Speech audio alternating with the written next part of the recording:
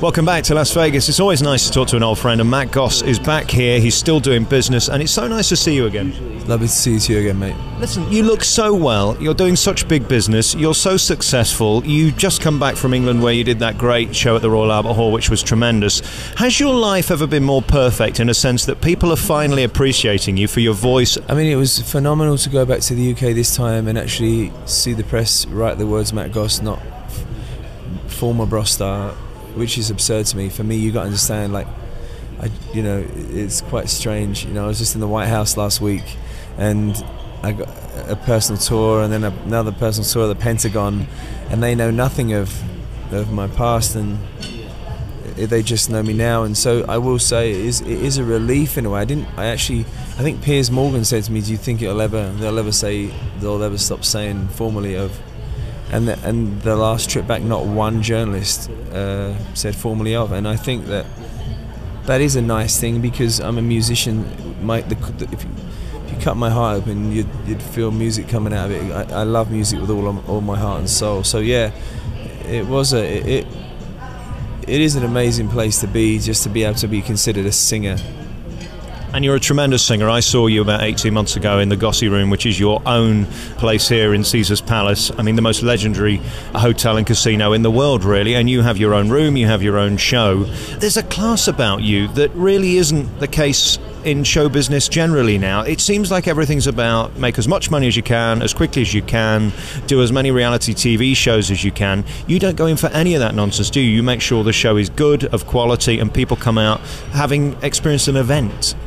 I think for me, I think the true meanness of a show, if you can have no bells and whistles and just have your band that trust you, my band trusts me, which is the biggest compliment, is my mission is to have the trust of my peers on stage.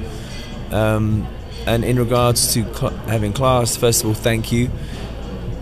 But I was raised very well. We were raised from a very simple family. I'm a South East London boy, which I'm very proud of, still born in Lewisham Hospital. But it doesn't mean because we grew up with nothing. I know I've been lucky enough to be around the finer things in life. Again, going back to the White House, as I was telling you before, like every single detail that I wear, whether it be my tie-pin or my cufflinks or my Palzilleri tuxedo, my tuxedo watch, whatever, my Patek, anything. There's everything that I have, that I wear. I enjoy the ceremony, and I think that there's a tremendous amount of ceremony that men especially can have that we don't take advantage of. There's some, and I think that I'm also a Brit, so when I travel abroad, I get a strange internal sense. Being a royalist, I want to represent my country and my upbringing and my beautiful island wherever I go. And I also love America, and I feel more comfortable being enveloped with civility. Do you also pinch yourself that you're able to buy the watch that you talk about and the incredible tuxedo? Because these things don't come cheap. You're a guy from London who, let's face it, could have disappeared like most other stars from your generation. I mean, how many of them are still here? It's a two-part question. One, is that ever normal when you're able to buy that watch? And secondly, do you still pinch yourself that you're still here, you're still current, and most importantly, relevant? I think that I don't think I'll ever be used to the finer things, actually being able to get them. First of all, I will say Palzilleri were kind enough to give me my tuxedos, because they know I love their brand, but there is a lot of that as well. But certainly you don't get these kind of watches and stuff like that. It used to mean a lot more to me than it does now. I think really what matters to me now is my health. Truly, I mean, I want nothing this year except good health. Then everything else, then I want to be able to sing as much as I can, and then if I'm able to have things, I don't think you should ever feel ashamed about enjoying the finer things in life, but I think categorically should never be the center of your universe. I think if you chase possessions, you won't have them. I've done that before in my life, and they meant more to me, but really the safety of my family and the safety of my mum and is far supersedes anything that I can buy myself. You talk about your physical health, but of course mental health is more important in show business. Through the years, through the ups and downs, to come out the other side and still have a balanced perspective must be one of the most difficult things, because I talked to you earlier before we started the interview about longevity. It is a long-term game, isn't it? Because having 2 years of being the biggest star and then nothing leaves you nowhere. Yeah, I said this back when I was a teenager, like literally when I was 17. They said, "What do you want?" I said, "I just want to still be doing this when I'm 40," and I'm 40 now, and I'm still doing it. And I think that I'll stick to this statement: success to me is longevity. You can have a #1 record, literally, and then that will be that could end. Unfortunately, I've seen people tell a story where they had a hit in 1970 or 1980 or 1990. Or 2000, even 5 years ago, and that's their story. I mean it in a very respectful way. I'll sit in a hotel bar or in a lounge, and I'll see a musician at a piano singing or playing for me. I'll always, and Robin actually will tell you, we'll always clap, because that to me is really puts us all to shame, because that man really is there. He's not there for the money. He's there because of his love of music. So I was at the Savoy recently, and the Dorchester, and I sang with somebody on the piano, and to me, just because I wanted to be in the presence of that man's a king to me. That guy playing the piano is one of my kings, because he shows me that he's sitting there for the love of music. So I think you have to have presence of mind and humility, because who knows, man? You never know. So if I can be proud of how I live my life and be inspired by those kind of musicians. Obviously I have great musicians like Stevie Wonder, and that in a way taught me how to sing. But when I sit in a bar and I see a piano player entertaining us sometimes to no applause, I get my blood boils. When we look at your career, it's been so fascinating how you started doing pop, and of course you had all the girls who absolutely idolised you, the posters in the bedroom, and they thought you were marvellous and all this. And now you're singing sort of standards here at Caesars, and on the billboard it says the British Frank Sinatra, that's how good they rate you. You don't pick your type of music. Someone said that. Yeah, they did, and I think they meant it, and it was nice of them to say it, because they don't say many nice things, do they really? I always try and stay clear, but when an iconic... The Sun's an institution. The Sun is as famous as fish and chips in the UK, so why wouldn't I put that? I actually use it on my billboard, and it's not because I think that on any level I'm Sinatra, but I think false modesty is like arrogance in a way. If somebody says something good about me, I have to be man enough, or as my mum would say, big enough and ugly enough to accept the compliment. So if that's what they're saying, then I'm profoundly grateful and humbled by that, but at the same time I also still, if that's okay to say this, I still want to transcend every single singer that I've idolized. I want to be better than. So not that I think that I am, but what's the point of making a record where I think that I want, because I think mediocrity is the most awful thing on earth. I don't want to settle for mediocrity. As I've said to you before, I put everything in, financially, spiritually, emotionally, musically, creatively, I can into this next record. I'm working with a little producer called Ron Fair, who's been nominated 20 odd times for Grammys and discovered Christina Aguilera. Is one of his first soundtracks was the Pretty Woman soundtrack.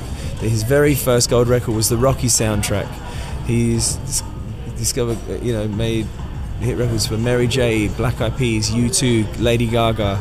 The list is endless, and for him to tell me this is the record of his life, it just gives you butterflies. It truly gives you butterflies. I was talking to you earlier about the style of music that you sing and how it sort of picks you, and you do it in such a brilliantly cool way, and I think that's why you're here. It isn't like you're watching a tribute show, because this music is very old, but of course it's so brilliant and beautifully made. But you've made it 2013, haven't you? That's very important. This stuff isn't tribute, this is your take on it. It kills me when somebody says it's a tribute show. It literally is like, you might as well call me a magician. You know what I mean? It's the same thing. It's not a tribute album, it's a tribute show. I mean, I drove my band crazy in the beginning for weeks and weeks and weeks, because I told them that I wanted to put ska ska brass with Hotel California. And they're like, what do you mean ska? First of all, I'm like, well, ska is this, and this is what I grew up with as a kid. The Specials and Selector and Madness and all that is what I grew up with, so I incorporated that. And then half of the show is original music, but people don't even realize half the show is original music. Like Lovely Las Vegas has truly become has become a strip classic in Vegas, and it's kind of like New York in a way, but for Vegas. And we've done a new version with the full orchestra, and we put a lot more testosterone into the version. But no, the show is not in any way a tribute show or whatever that means.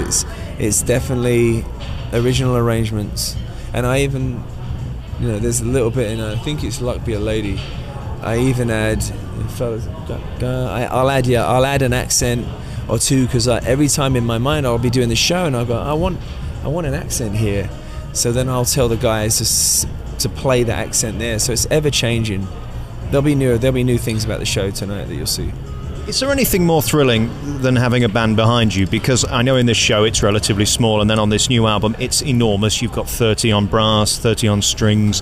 For any performer like yourself that is a vocalist, I mean, that's what you do. It's not about anything other than the songs, the words, the phrasing, the way you put it across. They're going to make you live or die, and if they enhance you, my God, you've got it made, haven't you? I think that there's one word, and it's trust. They know, they really do know. And you should ask my sax player tonight. You should actually get a quote from him, and I don't even know what he's going to say, but just ask him if I notice, and if they're, tell him I've asked you to ask if I notice if there's ever a bum note, even slightly sharp or slightly flat, when they hit a note, because it has to be at a certain level.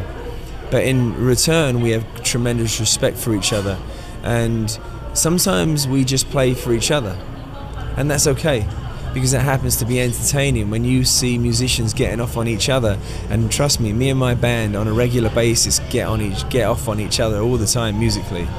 So I think trust and respect from both sides is the key to a good show. I will say any performer that's just starting out, if you're uncomfortable on stage, the audience will be immediately uncomfortable, and I'm just not. I actually can't wait, because my pages, I don't get a text, I don't get emails, I don't get bothered, I just sing. So me being on stage is like me being in bed. We are having lunch. We should tell our audience, whilst we're chatting, we're actually eating, and it's nice to see a star who's prepared to eat. Your regime, because of course we've talked earlier about your fashion sense, we know that's impeccable. This physique, this physicality, of course the girls absolutely adore you. You're eating some sushi. What is this? This is tuna sashimi on baked rice with I believe a sesame ponzu sauce. It's very LA. I mean, some people will say you wouldn't eat a shepherd's pie as maybe an appetizer. Well, it's hard enough for me to get into my tuxedo on a regular basis, so every year that goes by, the bread does kind of like sit heavy, and I don't want to be the fat Matt Goss in Vegas. So now there's a tribute act that could actually work here. It's the fat years. In fact, maybe these years right now are the fat years, but I promise you I'll be svelte again for the new album. We were talking about the atmosphere on stage, and the one thing I loved about you, which isn't necessarily the case with every show here in Vegas, is the energy that you looked like you were enjoying yourself. You looked like you wanted to be there. It is tough, this game. I mean, we're talking this afternoon, you've just flown in from LA, you're sat here having to talk to idiots like me, then you've got to get ready for the show, then you've got to do the show, do the same tomorrow, fly home. It's relentless, isn't it? It is, actually. We fly. I totally agree with that. About idiots like you. Thanks. Obviously. My pleasure. You're actually one of my favourite people to do interviews. You genuinely are. You're absurdly articulate. But I think that I say to like Joe, my assistant, and people that are around me, I said, there's only one way to enjoy this, and that's and embrace the mayhem. Enjoy the mayhem. You're either made for this or not, and I put it down to suspension. You either have the suspension to go over the terrain of the music industry, or you will literally turn right and the chassis will break in half. I've seen it happen. And there's a kind of a sadistic love of the unknown terrain of the music industry, because it is so tumultuous and so treacherous that you only have one choice, and that's to embrace the mayhem. And you can do a right turn. I did a show in, as I said, I did a show in Washington. One of the secretaries of Homeland Defense was at the show, and his wife loved the show, and says, and then he offered me a private tour of the White House the next day. So I'm in Washington for one day. It doesn't surprise anybody that knows me. Within one day of being in Washington, I'm in the White House. It's just the way my life is. I'm extremely lucky. I'm extremely blessed by every single little thing I do. Doesn't matter if I've done something way bigger. I'm still in awe of every single day. But you can't fake that for too long. There's got to be a basis of talent, and there can be an element of luck, but there's got to be some reason why they want you on board, and that is down to your talent and the fact that you're so tenacious you're still here. I mean, that's the point, isn't it? That you wouldn't be invited if you weren't any good. I think it's taken me a long time to say that as a Brit, you can put me in the ring with anyone, any singer you want. Put me in the ring, and I'm definitely a world class at what I do. Put me in the ring. Give me the chance to put me in the ring. Do you cringe like me when you watch things like X Factor and Britain's Got Talent live, and you see these performers who are international megastars who clearly can't sing? I mean, that's surprising, isn't it, that you could be #1 around the world yet you can't hold a note? I think it's that Kit Kat commercial. It always comes to mind when you just said that. He said, you can't sing, you look awful. And he breaks the Kit Kat and says, you're going to go a long way. I think so much is marketing these days. I say this with absolute respect. I don't concern myself of any of that anymore. When I came and played the Royal Albert Hall 2 or 3 years in a row now. The manager of the building of the Royal Albert Hall said to me, some days we come to work. She said, some days we come to work. She said, today we didn't come to work. That's the person that manages the Royal Albert Hall to me. That put a lump in my throat. I get to sit in the same dressing room as Sinatra sat in, as Eric Clapton sat in, and people that I love, musicians that have changed my life, and people that I've cried to, laughed to, made love to. But I didn't need to. The thing for me, and the thing I would say for my mum, above all people, my mum, is that I didn't have to ask anyone's permission to play the Royal Albert Hall, and I didn't have a hit record on the radio at the time. I just came in and did what I did. That to me is, my mum has cried because she's like, when are people going to listen? When are they going to listen? And for me to go into the Royal Albert Hall and just sing to her, say, and see her in the box and be like, and sing to her, and see 5,000 people that we advertised. Quite frankly, we didn't even take an ad out. We just put it out on Twitter. There is a sense that, don't get me wrong, mate, with every inch of my soul, I want the British public to hear my new album. Like, listen to this album, because even if you wanted to make this album and you had the budget, I don't think you could make this album in less than 2 years. Write it and make it. I don't think it's possible. So, sorry it's a long-winded answer, but I think for me, not having to ask permission, like my friend Rob today said, he said, do you fancy doing a week at Ronnie Scott's? I know that I can. I know that I don't have to advertise, and I don't need a promoter. So that's a nice feeling, finally, to be there. But I tell you, I would like to get back to the venues and the level of venues and the amount of venues and the amount of people that I used to touch. I would like to do that again. And all it will take is people just going, I'm going to check this album out. Welcome back to our remaining moments with Matt Goss. We're here at Caesars, discussing very, very intellectual things like the highlights of avocado in a chicken salad. We really do have some marvellous conversation. I have a genuine concern that I think that there should be equality in salad, and avocado is just placed on the top of the lettuce like it's a stepchild, and it should be mixed in with the rest of the family. I mean, is that too much to ask? Is this what you do then every day, just eat chicken and lettuce, and this is how you look so slim? I give the illusion of looking slim. Naked, I mean, if I weren't wearing 3 pairs of Spanx right now, I couldn't get in this 32 waist pair of pants. No, I mean, I'm not svelte and slim. I'm just a regular 40-year-old fella that worries about like everything, everyone else. I just have to watch what I eat. You know, like, all I want to eat is bread and butter. With actually chip butters, I could live on chip butters for the rest of my life if it didn't have such a horrible effect on your arteries. But no, I just, you know, genuinely, I have to be careful, because when you're on stage and you eat too heavy, and it's just like, it's just not fun. It takes singing so physical, you know what I mean? Using your diaphragm, your ribs, your lungs, it's just, you know. Do you think Spanx could be my future? We were just talking about me moving into TV possibly. I mean, Spanx, do you think that could be the difference between me sat here talking to you for radio or maybe getting on the television? I think if you wore Spanx, you should wear very, like, especially the top half, you should wear very short ones so your belly really sticks out. And then I do have a bit of a muffin top, I think they call it. You have a muffin top? I've sort of got a veranda above the toy shop. A veranda above the toy shop. We like to call it the cash and prizes. Oh, really? Yeah.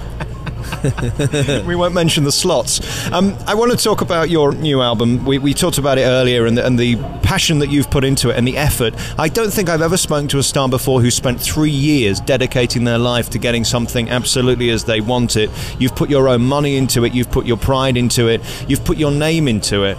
This means the world to you, doesn't it? It means everything to me, and also when it's hard to explain Mr. Ron Fair.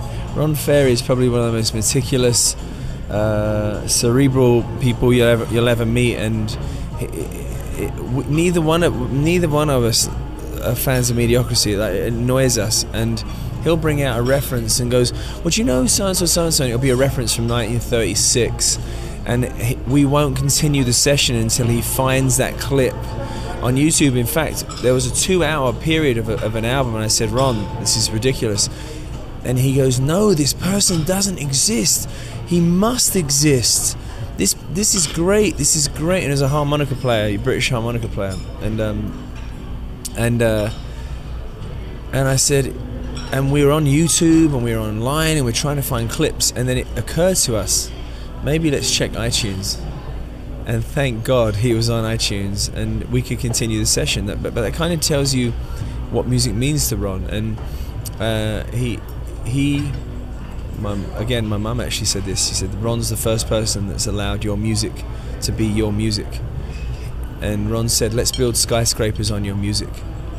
And that's what we've done. And the best way I can say it is that I'll be doing backing vocals for 5 hours, and then we'll get to a piece of a song, and in our hearts we know we really need another 5 hours, and then so we'll do another 5 hours. And when it's that difference between saying, "No, that sounds good enough," or it does, or it sounds perfect. And the guy that's mixing the record is a guy called Peter Mokran, who is also world class. And we're all in this vacuous kind of space of getting this thing finished. We've got nothing else really exists for us at the moment. It's kind of a beautiful place to be.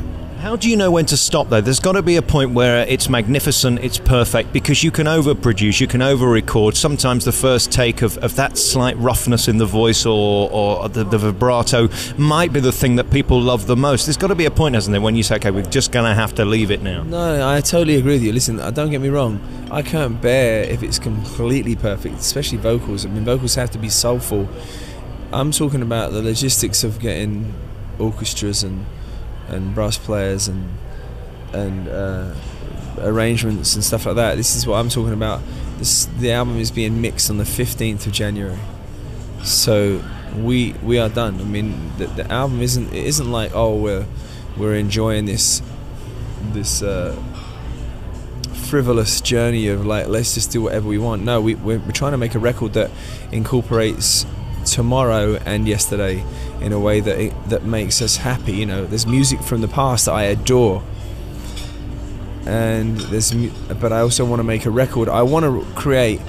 There's 14 songs. I don't know if there's gonna be 14 songs on the album, but there are 14 original songs, and me and Ron both believe that all of them are standards. So, and it's cross between Elvis and Frank and Stevie, and it's Sting, everything. Police, you know, everything I've loved in music, it's got a piece of. This means the world to you. You've put everything into it. Are you being a genius in doing this, or are you risking what you've already sort of achieved? There's a big gamble here. I mean, you talk about the casinos being full of gamblers on the slots. You're gambling your reputation, you're gambling your money, you're gambling everything, aren't you? There's not one single piece of my body that thinks this. No, there's not one piece of my body or soul thinks I've made a mistake. This record is beautiful, and it's one of many. Let me add that. This is just the record that I've always wanted to make, and I've been able to do it. And I've been able to work with the producer that I've always wanted to work with.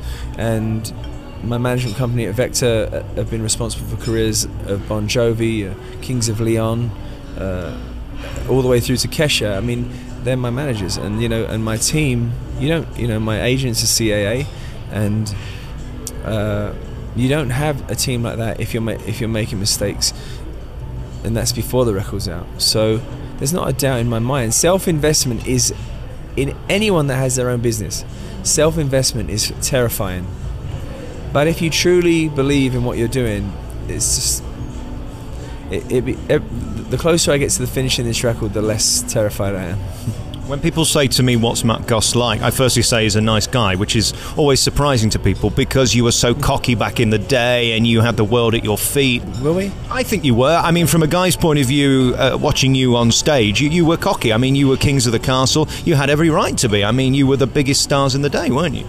I don't know. I remember a really sad comment that somebody said to my brother. They said, "Are you really this nice?"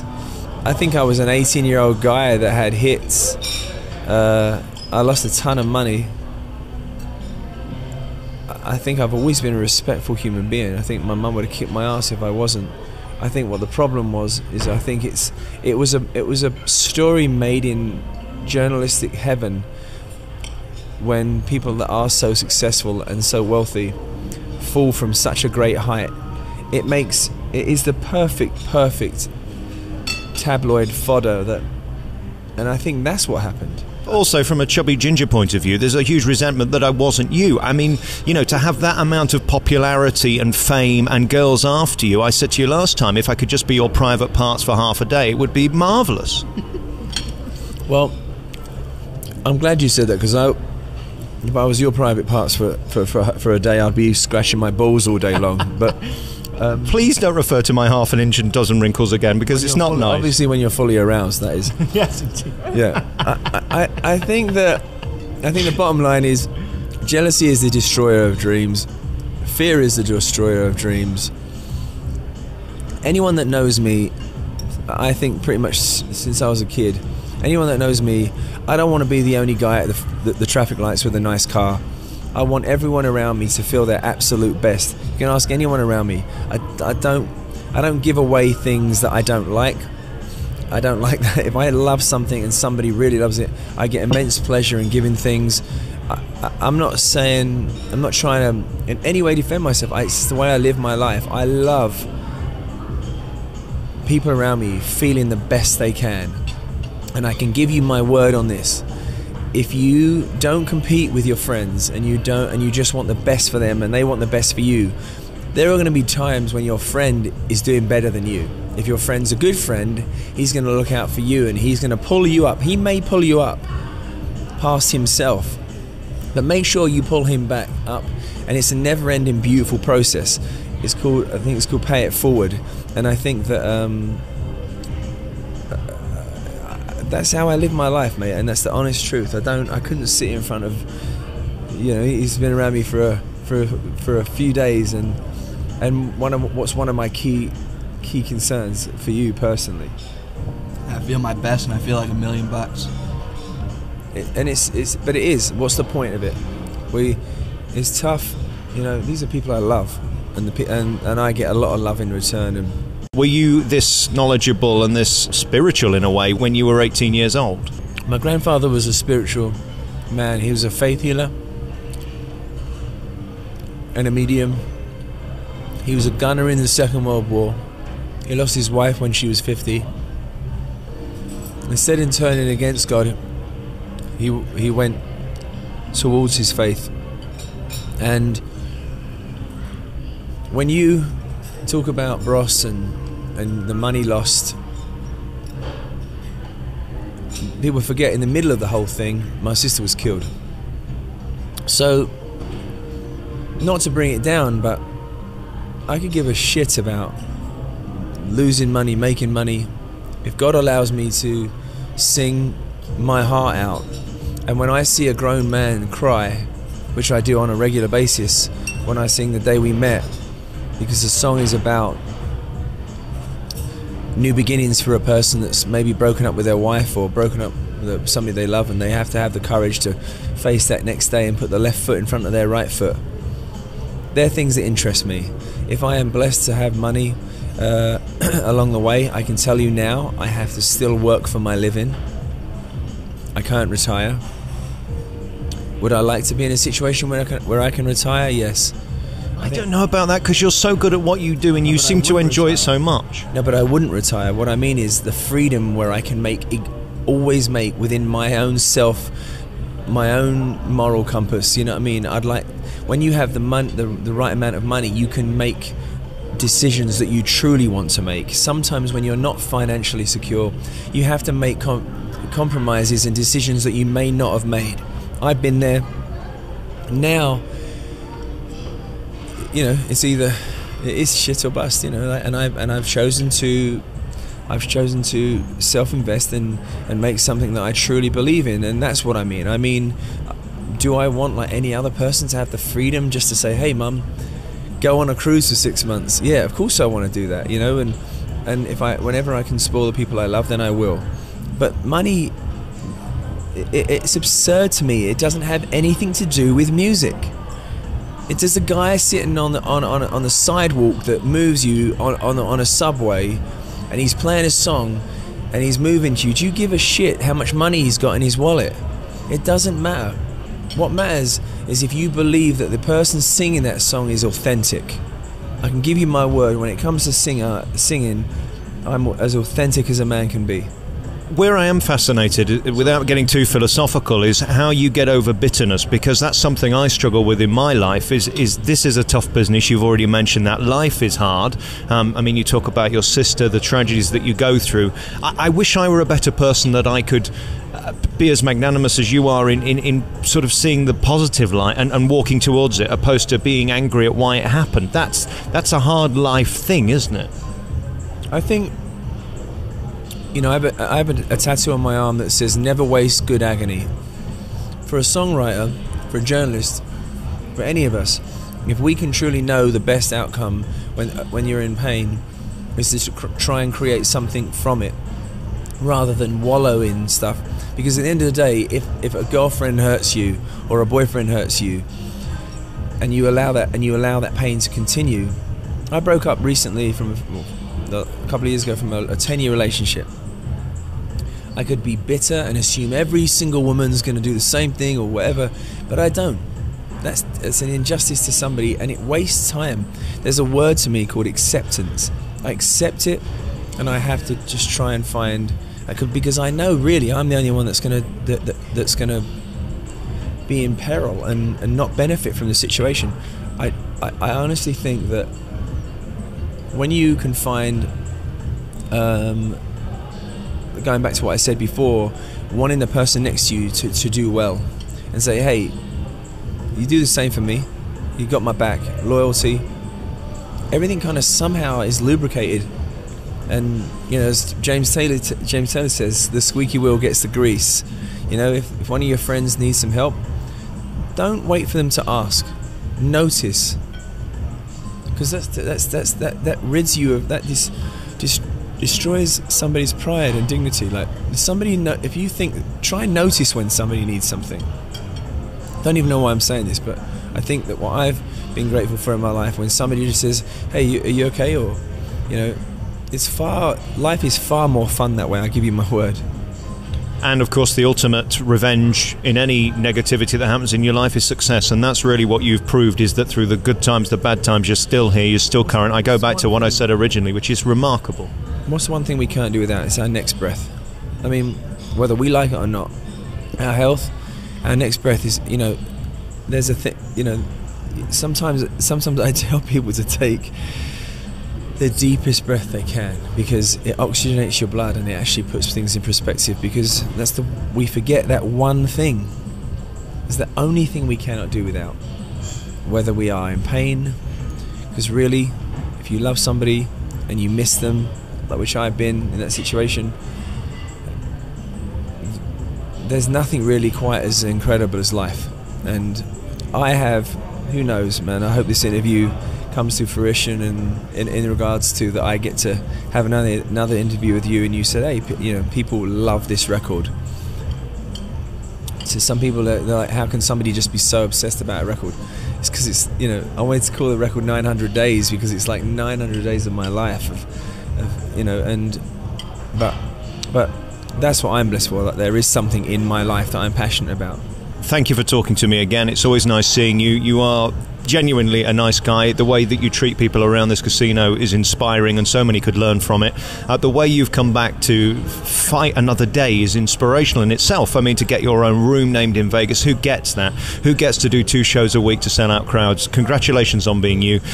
Let's do this again when we hear the album. I can't wait to hear it. It sounds remarkable, and to put all that into it, it would be very easy to sit back and just be Matt Goss, because there are people who will have you on any program who will offer you big bucks, which won't ultimately get you where you want to be, which is on a stage with a microphone entertaining your punters, isn't it? I think I have it's a working class mentality where, and I think it's probably a very British mentality, is that as much as I would like to say to you, sit here and say to you, I don't care. I love my country. I represent my country every single day in my own way. Anyone around you would tell you that I'm a proud Brit, and I do care, and I would love my lot to have a good old listen to what I've been doing, and I think it'll all make sense once you ever listen. Thank you so much for talking to me again. It's always fascinating hearing your thoughts and being you. I mean, you're just so generous to everybody around you, and I think that comes with age. And I think with having your fame so young, at this point, what are you now, 65, 67, something like I've offended you, haven't I? Sitting here 20 years later, it proves that you can still be doing it at the top of your game in the world's entertainment capital. On the billboard there, you've got Celine Dion and Rod Stewart and Elton John, and you're there with them as I stood at the box office. That is unbelievable, isn't it? It's driving in, you saw the portrait at the front with those people. It's still unbelievable. But I think that you either want to be a star or you want to be a singer. I want to be a singer, and if the stardom comes along with that, then I'm a blessed man. My final question: would you like my avocado? I don't want it. Yeah, I'll take it. Matt Goss, lovely to talk to you again. Thank you very much. Much love to everyone. Thanks, mate.